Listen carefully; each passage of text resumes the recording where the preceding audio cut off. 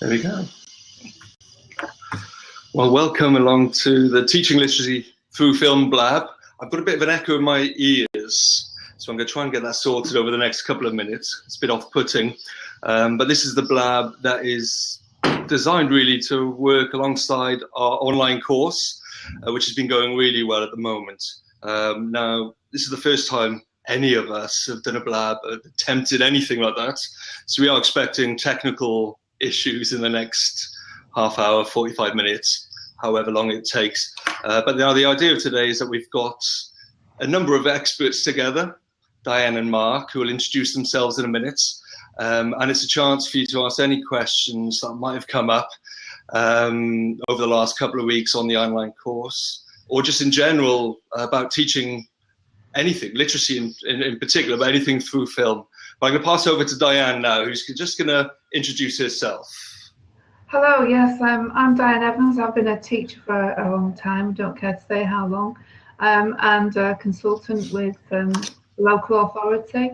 But now I work freelance, and I'm working with Interfilm on this MOOC. And so we're happy to answer any questions you have today, either about the MOOC or literacy teaching in general, linked to film or other subjects. So it's up to you. If you'd like to send us a question, that would be great. Otherwise, we've got things to talk about, haven't we, Simon? Always plenty to talk about, definitely, without a doubt. Yeah, and so what you can do is you can interact with us. You can join us by clicking on, we've got an empty seat down here when Mark joins. So you can join us by clicking on that, and you can actually be part of the square that you see in front of you, or you can add questions on the left-hand side as well. You can make comments. And as we're going along and we're talking about certain things like resources, maybe in CPD, we've got someone who's going to be adding some of the links to the website as well, just to be aware that we're updating our website into film over the next couple of weeks as well. So hopefully the links will be fine, but just in case.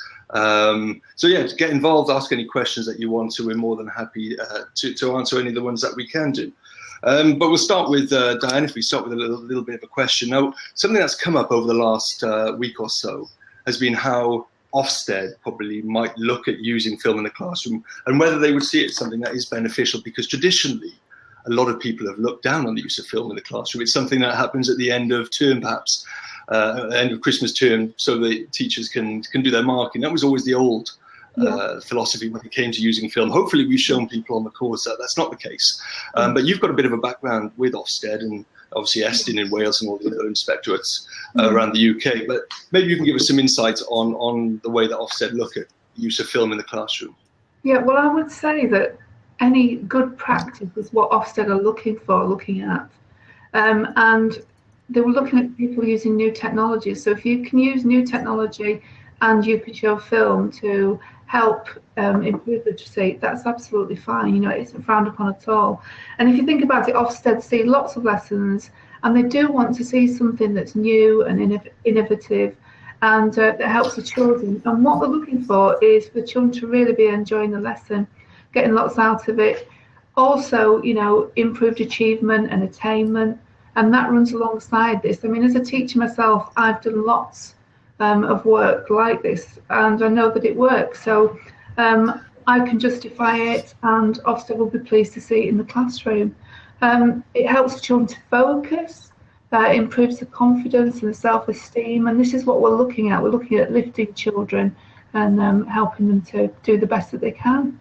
Yeah, brilliant. And I think what's being clear is that it has, I think, the course and the activities that are within the course is kind of really motivated people to try things out in the classroom, because they can see how engaging the activities are. And having worked in the classroom myself and having delivered training to teachers and to young people, you know, when you bring a film out, it's accessible to all within the classroom, isn't it? And we can see that if people haven't got the skills to be able to dissect a written text, they can build their analytical and deductive skills by looking at film and by analysing film. It's a fantastic way in for those pupils.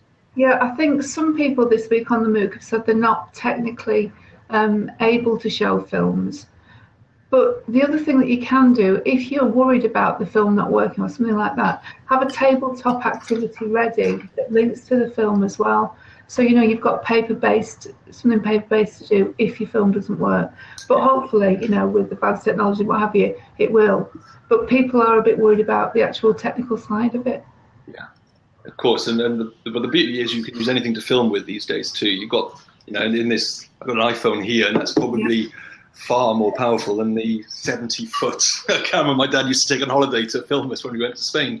You know, and it's all in your pocket, isn't it, these days? So you can really do filmmaking anywhere that you want with young people.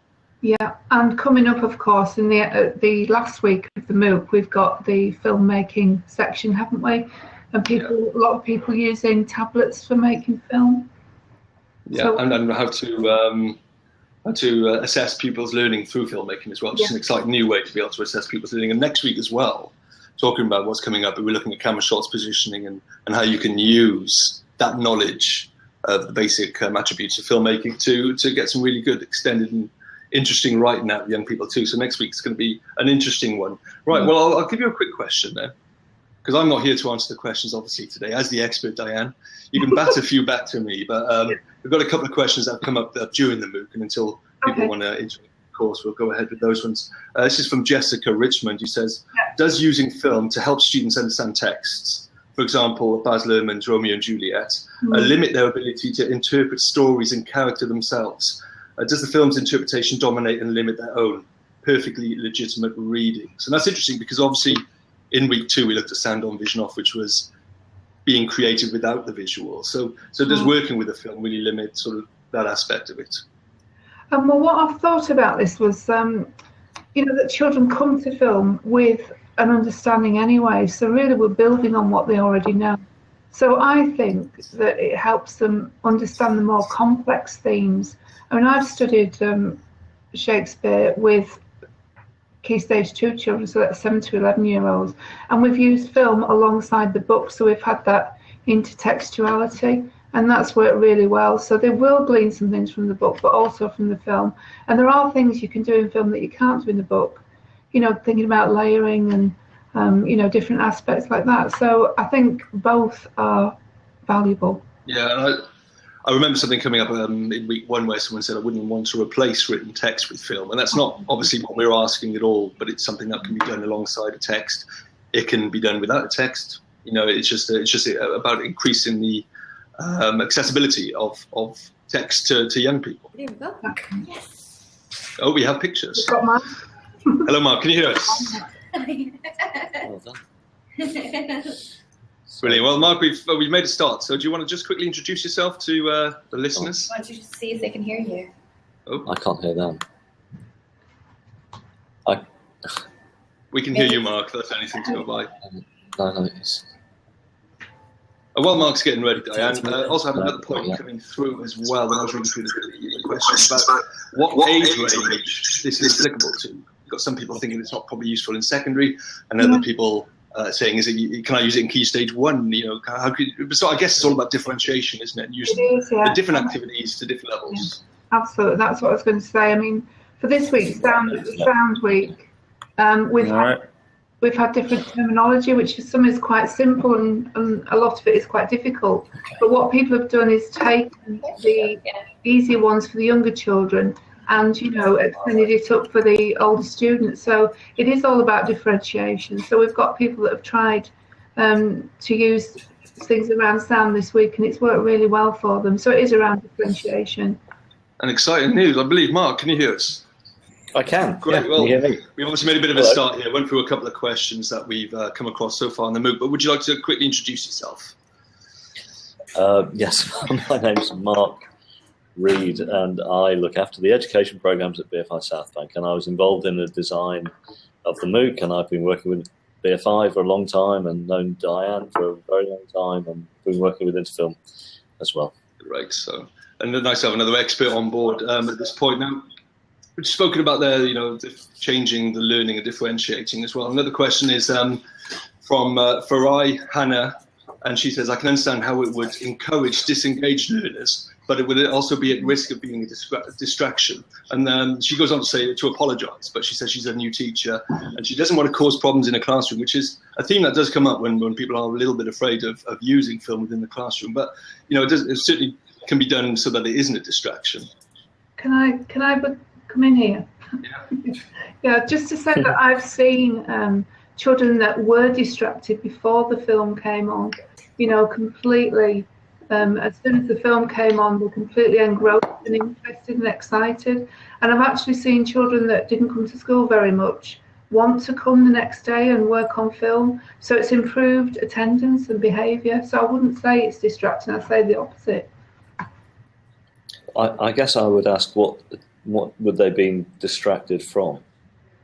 If you make the film the central part of the lesson, and the learning that you're developing in children the central part of the lesson, then exactly as Diane describes, the film enables them to focus on what you want them to learn rather than being distracted from it. Make film the focus, and you can scaffold children's learning through a whole range of concepts.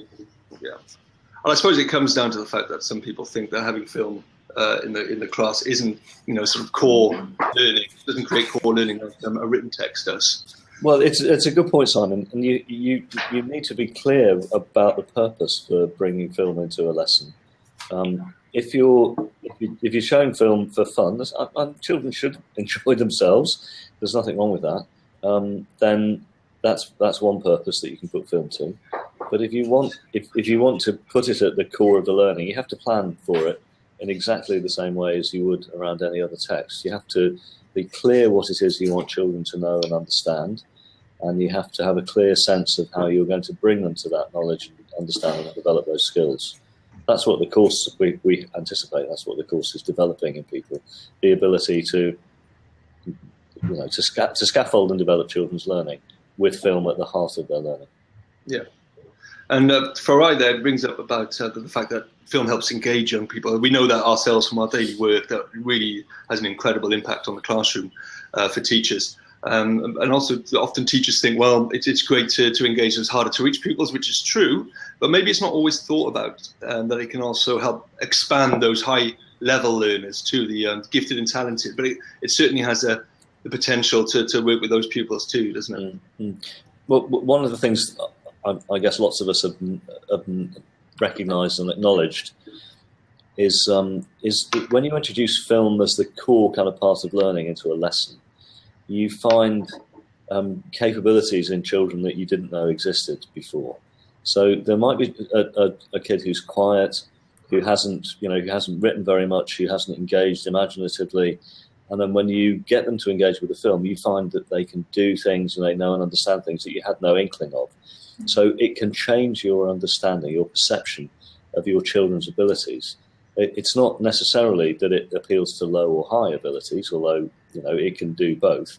It can actually change your perception of what your children's abilities actually are, because it's a completely different form, and it draws on expertise and capacities that children have and have developed from a very early age. If all we ever gave children was the alphabet and that was the only route into learning anything, then you would that appeals to quite a limited range of abilities. If you can incorporate pictures and sound and moving pictures and the ways in which they work in combination, then it sparks all kinds of things off in children that you had no previous inkling of. And it's happened to lots of teachers have found this. It's very exciting. Yeah. Diane, anything to add to that about helping high-level learners? Yeah, I've just been with today with some EAL teachers who teach EAL children, and just the fact that there is no barrier to learning for them.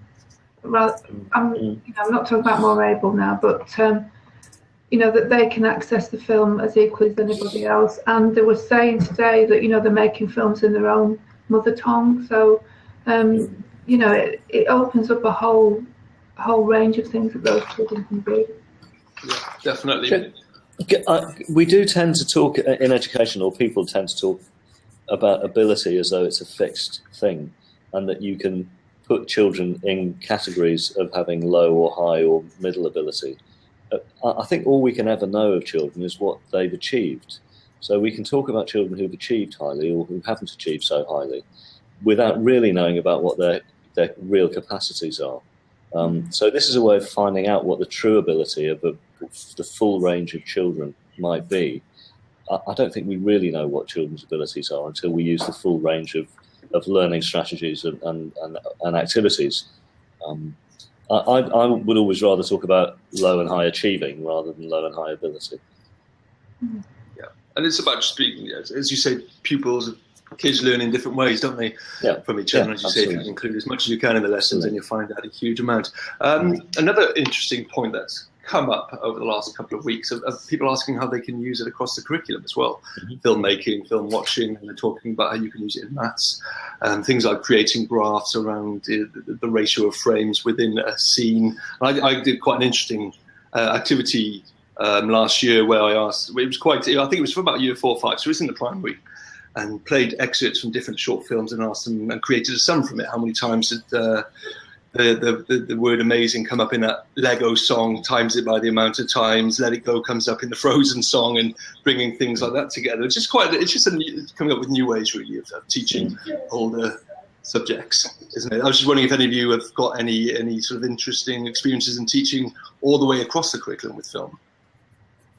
I can answer about music. I mean, we were talking to some undergraduate teachers, trainee teachers, and we were playing music for them, and they were saying how much that can enhance the film or not, and the counterpoint and juxtaposition and all those things around music that you can use. So, it lends itself really well to music and art. And we were talking about maths as well, that numeracy, that you can show how you would work out a particular, method, and you could put that onto a website for parents to look at, because math, numeracy methods have changed so much. And so, it can be used across the curriculum, or for science to show how to do experiments. We've discussed that, with trainee teachers, and they've come up with some really good ideas about how to use film. What's really exciting and really powerful is when, instead of using film as a departure point to learn, 1,000 other different things, and then forgetting that there was ever a film at the beginning of it, like Diane's describing, if you can listen to the music and analyse the music in a film sequence, that you learn more about music, but you also learn more about the film. It enriches your understanding and engagement with the film, and that it's most powerful when you can keep the film at the heart of what you're doing, rather than using the film as a departure point for 1,000 other different things. If we can put film at the heart of activities where only film will do the job, where only film will teach you, then that's where you get the most successful learning. And the music example is a very nice one. That we do lots of work with modern languages and film, because if you think about it, what children's experience of language teaching is often you take language out of the world and out of life and put it into textbooks and write it down, and then children read it, then it's taken away from anything meaningful. But if you get children to listen to and engage with a film in a different language, then they learn the language because they're listening to it spoken, hearing it spoken. They're seeing people speak it at the same time, and they are understanding the film better. So it's where you can work with film to do things that only film can do, or that film can do best, that you get the most powerful learning, instead of just using any film to serve any curriculum objective. The learning isn't as powerful, I don't think, if you do it that way. Yeah, you can see that. And filmmaking as well. We were talking about how you can use film watching within the class, but obviously filmmaking, and something we'll go into in week 4 and week 3 as well, but using it as a tool for assessment. For example, during science, getting young people just to film experiments of each other, and being able to feedback as a plenary at the end of the lesson, being able to look at the good practice that the pupils were displaying. And one very interesting thing I did with modern foreign languages was to create animations with young people who then had to do voiceovers of their characters in different languages as well. So, these really, really fun type activities as well.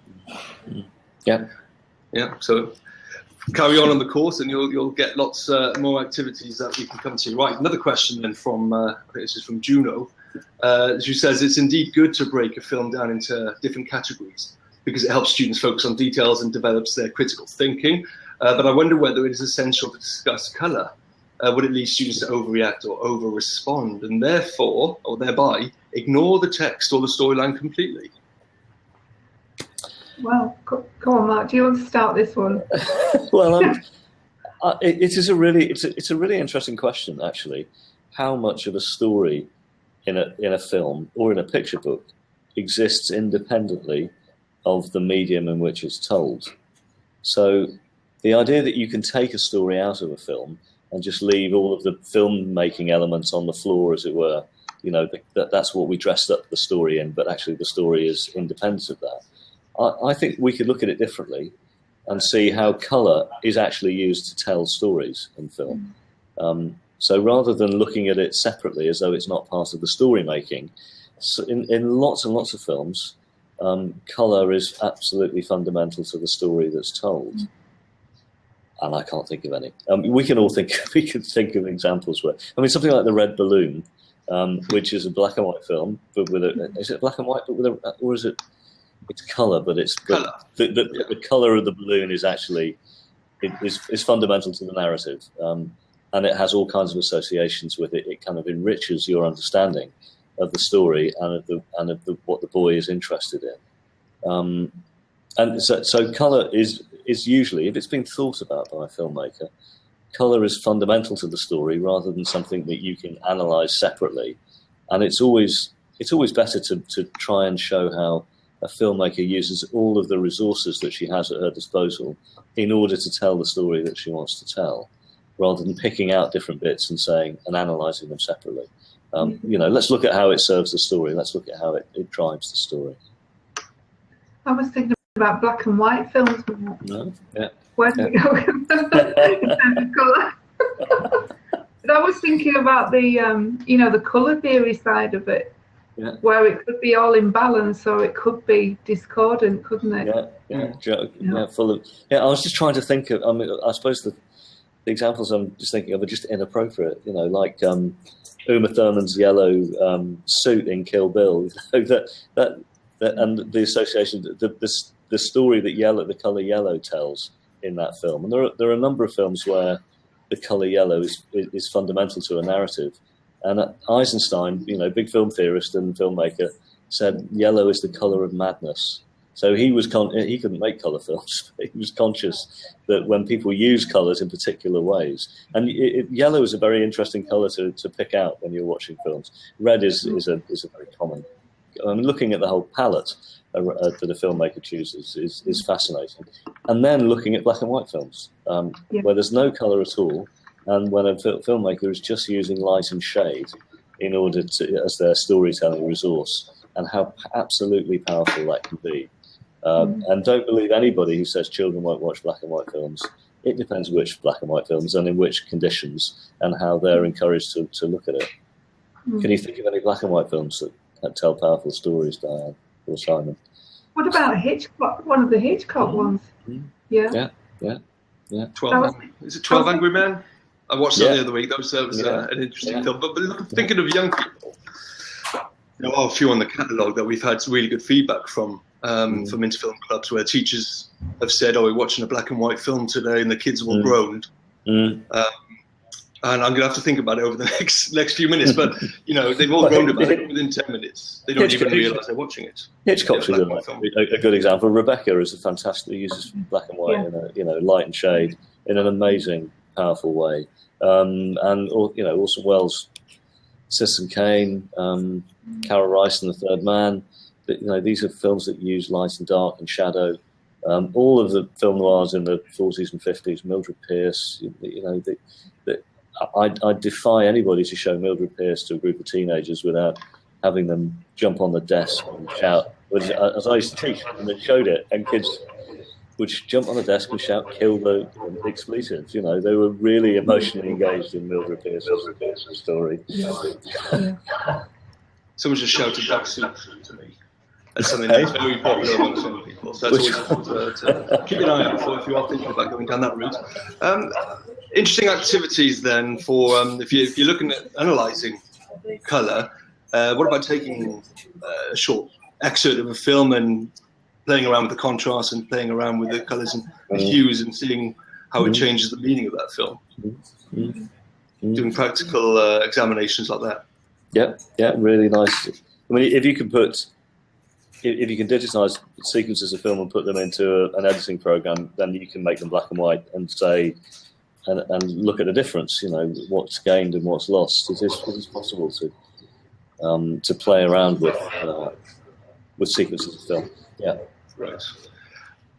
Right, we've got another question here from Christine. It's quite a long question, so give me a second just to read this one. It says, it's quite an interesting one, though, as well, and probably something that quite a few people are thinking about. She says, I'm quite curious how this would work if the student was not able to get the full information from the screen, for instance. If they were colourblind or blind or deaf, would this affect their understanding of the text and character and all the other areas? How would they adapt to this? Would their textual analysis suffer or be richer? As the student would be concentrating harder on the information that is accessible to them. Quite an interesting sort of thought, really, what effect it does have and how we can nullify that effect. Well, you can make it, as she suggested, you can make it a strength by getting everybody to be attuned to one particular dimension of the film. And it's something, I think in the course, what we did a couple of exercises where we just get people to listen, and paying attention just to the sound of the film is very, very important. It's just as important as the image. And then getting people to look at pictures, but without hearing anything, and imagine what the sound might be. So you can take parts out of film and get viewers and learners to focus on individual elements in a way which is kind of sensory deprivation. You're hiding bits, and you're revealing other bits. And the idea that, it's a nice idea that anybody in the world can ever get every ounce of meaning out of any piece of film. But I guess the better the film is, the more you find in it. Who can ever say that they've got enough out of Citizen Kane? Every time you watch it, you see something else. Yeah. Great. Just quickly to mention as well before we go on to the next bit, I'll be asking for your experiences, your sort of favourite activities that you've used in the classroom with young people as well. But just to mention that if anyone is interested in doing a bit of face-to-face CPD after the online course, we do lots of face-to-face CPD across the UK into film. So it's worth checking out our events page and our CPD page, which should be, I think, added now to the messages on the right-hand side. We're doing filmmaking, animation, obviously raising literacy attainment as well, music and PSC. Now, I was just going to quickly ask you guys, while we're waiting for any questions to come in, what your favourite activity to do with young people is. You can choose any age, it can be for any outcome really, but I think if I was to throw my penny's worth in at this point, there's two activities I really enjoy doing with young people that are linked in with this course as well, and that's sound on, vision off, because I love the amount of creative writing, extended writing you can get from just a 1 minute soundtrack, and how in-depth pupils go and how they focus on the smallest, most intricate sounds that they probably wouldn't realise were there if they were watching the film as well. And I like, obviously, the first paragraph, the storyboard, and you can get off there, the creative side of things, the creation of your own film as well. And also, one of the new activities we've been doing recently, which is the axis of emotion, which is obviously when you can plot the emotional journey of a particular character as they go through an excerpt of a short film, and the ability to be able to then create role in the walls and characterizations from that, to see when the two characters cross each other on the line. You can put 4 or 5 characters on the same graph and see how they interact with each other as well. And just something that does come into that sort of numeracy side of things too. So I was just wondering if you could look at anything that you think works particularly well with young people that you have experience of. Diane, do you want to go first? Yeah, I love sound on, vision off, and we've done that today with some teachers actually, just trying it for themselves, and the range within the room of what they thought the 20 seconds was about was amazing. And what's interesting is it usually links to people's experience. So they talk about it being about dancing or sort of holidays, and it's what they usually enjoy themselves. So I do like stand on, vision off. The other one I really like is roll on the wall, because of the characterization side of it. It gives the children something to write about and think about, and they can empathize with other people, and that's something some people find real difficulty with. So I think they're my 2 favourites. What do I like? Well, I worked a lot with colleagues in France at the Cinémathèque Française, which is a bit like the BFI, and they're very purist in their approach to cinema. They think they invented film, and have many good claims, evidence to back that claim. And the first filmmakers in France were the Lumière brothers, and they just got a camera. They couldn't move it. They couldn't edit film. They couldn't zoom a lens. All they could do was capture things that were happening for about a minute at a time. And when the Cinémathèque said, "Oh well, we get children to make Lumière minutes like this, and we just get them to fix the camera and record for a minute," it was quite a revelation for a number of us, because children don't very often have long to look closely at things, and to experience time passing in a cinematic way, because most films are edited with average shot lengths of less than half a second, and the idea that you might have a shot length that's a minute, and that your eye can wander across a frame, and you can pick out stories and characters and possibilities, was really exciting, and most exciting, I think, was because it was so simple, and every time children do it, they're quite amazed at what you're able to pick up, what you're able to notice and realise, even in the most ordinary situations. So that's my favourite. Great, thank you. Another question that's come in is quite an open-ended question. There's probably no answer to this, but I'm going to answer it anyway because it's come in. So it's something to think about there. And it's just what genres work best at what age groups with young people. And as I say, it's probably, let's be honest, you could pretty much use any genre with young people. And you might get some teachers who are a little scared to go anywhere near the sort of the horror genre or anywhere along there, but it tends to be young people really enjoy those sort of films as well. But in your context and in the work that you've done, have you found that any genres in particular work best with young people? Come on, Mark, can you answer that one? Well, I was going to say, I think genre is essentially a way of categorising popular American film. So there are whole swathes of film and film history that don't actually, that you wouldn't put in a genre because it just wouldn't make sense. I think the kinds of films that children don't see often enough, and when they do see them, they really like them, are films which feature children as who are like them, as in the same height, and have the same fears and preoccupations and wishes, but might be from a completely different country. I think those kinds of films that have children at the heart of a story, I think children should see much more of, particularly live action versions, because obviously they get to watch films in which children are kind of dressed up that they have to be in animated, or they're in the guise of fishes, lions, and their children. Children having the opportunity to see other children from all over the world in the kinds of scenarios and predicaments that children get into, I think that's a kind of film, a category of film that children should get more access to. There's a good film in week 3 that's coming as well, called Dingley, which is an Indian short film, which is well worth watching, I think, and it's on our video playlist, so that anyone that's doing the course can have the link to the Vimeo playlist. It's in one of the PDFs on one of the steps in week 2, I believe, as well. So that can be really useful. You can go on there, and all those films that are on that Vimeo playlist, all usable in the classroom, and all the permissions and the copyrights ticked off, and so you can completely use them without any worries whatsoever as well. But any thoughts from you, Diane, on that front of the best types of films or best genres to use in the classroom? Not particularly, really. I mean, they've got to be, if it's younger children, it's got to be appropriate for them, hasn't it? One thing that we have done is looked at different titles and the way that they are constructed and matched them to a genre, as part of the literacy lesson. But I wouldn't be able to comment on different genres. No, it's a bit of a tough question to answer, really, wasn't it? Just before we go on any further, we've run out of questions now. So we really, if anyone is watching and kind of would like to interact with us, then that would be fantastic. But there's been quite a few people giving their experiences of using film in the classroom.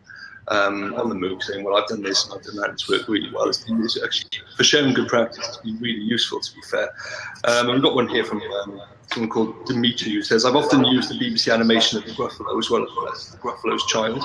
As a class, we admire the little mouse. It uses its wit and intelligence to survive in the dangerous forest. This is my all-time favourite character because it helps my pupils see that size doesn't matter, but a keen mind can, and it can overcome any obstacle which may lay ahead. And that's the beauty of film, though, isn't it? That you get these wonderful films that would teach so much to young people away from just literacy. The actual the ethical side of things too. Yeah. Another thing I was thinking about was storyline, and use of story mounting and things to help children have something to write about. Some children don't have anything, happening to them that they can write about. So I think film is really important for that type of thing, and to analyse the story in the film, and then they can replicate or make up their own story then from that. So it's a good starter a good stimulus for story writing. And we have as well, just before Mark jumps in there, but we've got a new Gruffalo app at Interfilm that you can download. It's completely free. We've also got resources that cover a wide range of things. But you can go, the link hopefully will come up soon, but you can download the storytelling Gruffalo app. All you have to do is be an Interfilm leader at the club, which again is free. But we've also got resources on careers in film, filmmaking guides, review writing guides for primary, secondary, spotlight music, and Roald Dahl, because of course it's his centenary of his birth, I think, later on in the year. But Mark, sorry, I think I may have jumped over. Oh, it just the mice in films, and that's a genre, isn't it? It just reminded me there's a French film, a short film that we use called The Mouse's Tail, La Queue de l'Escureuil, which is about 4 minutes long. It's a beautiful cut-out animation. It's in 4 colours. And it's absolutely perfect if you want to do fables, if you want to do Aesop's fables, if you want a very simple film in French, and it's appropriate for young children, and it's easily you can find it very easily, called The Mouse's Tail. And it's also, there's a website, a microsite that we built called screeninglanguages.org. There's no UK on it, just .org, and that's got loads and loads of teaching materials. All for modern language, for short films in modern language, and we're keen, as Simon's mentioned, Interfilm Vimeo playlist, we're very keen on promoting short films because they're much, much easier to manage in classrooms. If they're only 4 or 5 minutes long, you can show them lots of times, and they're also films that children won't have seen before, so they might well have seen big feature films before at cinema or at home. But it's very unlikely that they will have seen some of these short films. And some short films are really rich, full of opportunity, full of great stories and wonderful characters. And that's we're putting short films into the course as we go along. But that's The Mouse's Tail is another lovely short film we should look for. I have to check if that's on the Vimeo playlist. I know that we have used it in the past, but I think I was going to ask you the question, would you push teachers towards exploring those lesser-known films? Because obviously one of the films we're using is from Russia. It's called Night Shift, and that's an interesting film about a bat and a bird's relationship, as you do. But generally speaking, we talk about the ability to do predictive writing with pupils, and that's very hard if you're going to use a Pixar animation or Disney animation, isn't it? So, yeah, I mean, we say to people, for teachers, just do a little bit of research out there and try and find as many, not quirky, but maybe films that pupils wouldn't have ever seen before. Well, we all do that, don't we? We find those films, and it's part of our job to bring them to teachers' attention. Sorry, Diane, you were going to say something. No, it's okay. I was just going to say that we've done something with children who weren't achieving too well, and we showed them the short film beforehand, so they were the experts on that film, right. And before we showed it to the rest of the class. So, they felt really confident about it, and the other children didn't know the ending, and because it was something they'd never seen before. So it's a really nice idea, isn't it? Yeah. So that worked really well. They love predictive writing, don't they? Young people, they love to be given the power almost to be a director.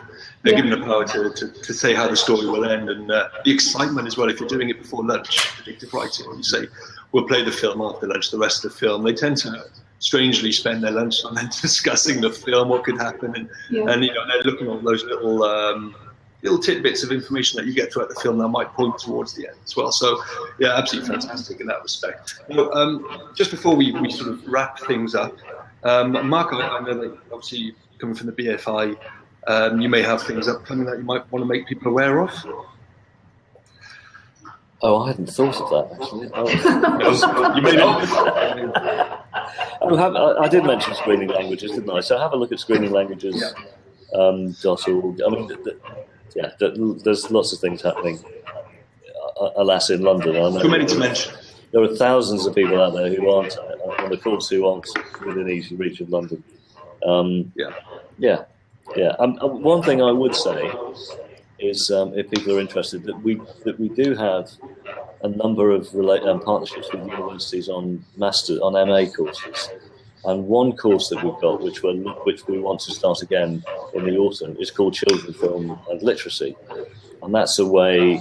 It's for people who are maybe on a course like this, who really have a passion and an interest really sparked by this course, but who want to take it a little bit further and maybe sign up for something a bit more involving, a bit more theoretical, a bit more high level. And so that course we'll be offering either in September or January next year. It's going to be called Children, Film and Literacy, and we'll just direct people. I think we can direct people to the page on our website that tells you about it. Great. I definitely think it's worth checking out the Interfilm website just to see all the resources, the CPD, the Interfilm. We've got some competitions. We do review competitions. We've got filmmaking competitions. Now, just to steal a couple of minutes here, there's a great filmmaking competition which finishes, I think, next week as well, and where young people can actually see the film that they've created shown in space. I think what's the guy's name now? It's gone from his mouth, but the gentleman from the who's up on the space station. Tim Peake. That's it, Tim Peake. So we're asking teachers to work with their pupils and create a film, and then the best of their films in different age groups will actually be shown on the International Space Station. So it is definitely worth going to. I think it's www.interfilm.org/space for all that information. And on that website you can find a plethora of other things that you can do with Interfilm as well. So it's all really great. Right, we're going to finish off in a minute now, or we're going to finish off now. And I suppose the final question would be if you could advise teachers to use one film with young people to increase literacy, what would it be?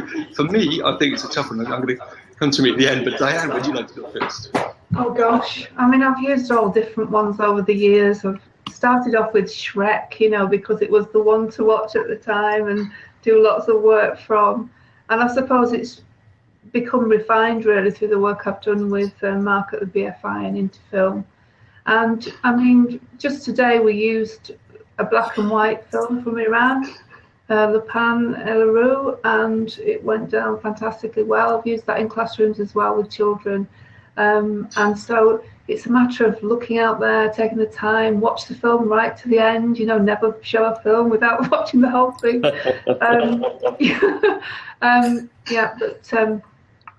It's great work, and I hope everybody enjoys using film and using the MOOC. Right, me too. No Kill Bill. I like Le Pan et la Rue as well. Bread and Alley, I think they call it. And I've shown that hundreds of times. I showed a film on Saturday to a group of teachers I'd forgotten about called Le Crayon, The Pencils, another French film. Yeah. There's hardly any French in it. And you can look it up on an internet search engine. It's 3 minutes long. And I can't say anything about it without ruining the surprise in it. But it's brilliant, and children will love it. It's fabulous. Le Crayon. Yeah.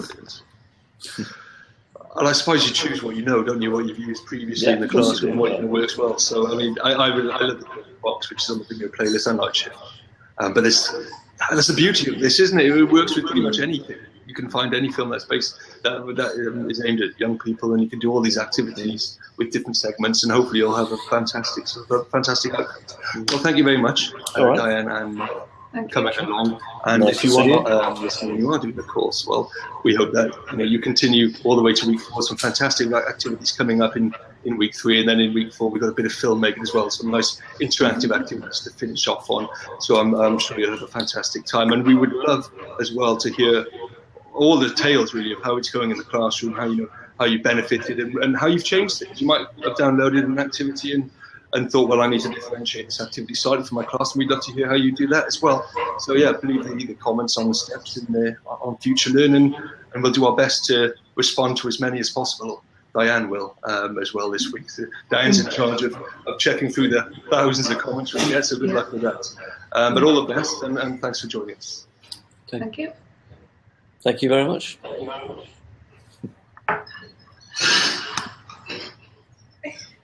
How do we...